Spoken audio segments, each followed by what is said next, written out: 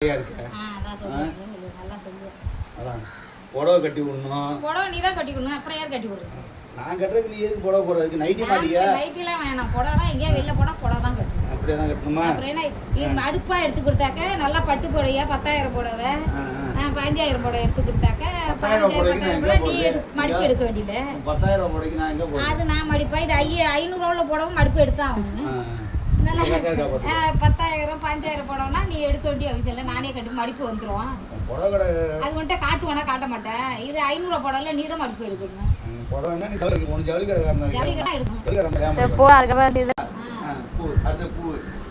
மட்டமா இருக்கு மேல குத்துற மாதிரி. இப்போ பாரு கரெக்டாக இருக்கா பூ? ரெண்டு பூ கரெக்டாக இருக்கா? சரி ரைட்டு. பூ கரெக்டாக இருக்கு. அப்புறம் என்ன பார்க்கணும்? ஒரு செயின் திருப்பி எடுக்குது. இது எல்லாம் நான் பார்க்கலாம். பியூட்டி பார்லரில் தான் ஒன்று விடணும். பியூட்டி பார்லரில் ஒன்று விட்டுட்டா ரைட்டு வா போவோம். ஏன் சட்டை எப்படி இருக்கு பாரு? பிச்சைக்காரன் மாதிரியே இருக்கு பாரு. நீ எப்படி வேணா இருக்கலாம். ஆம்பளை பொம்பளை தான் சம்பாதிக்கிறது வந்து எப்படி இருக்கு? பொம்பளை தான் அழகா போகணும். எப்படி வேணா இருக்கலாம். நீ இருப்ப கையை பாரு. இங்கே பாரு கையில் பாரு. எத்தனை கயிறு?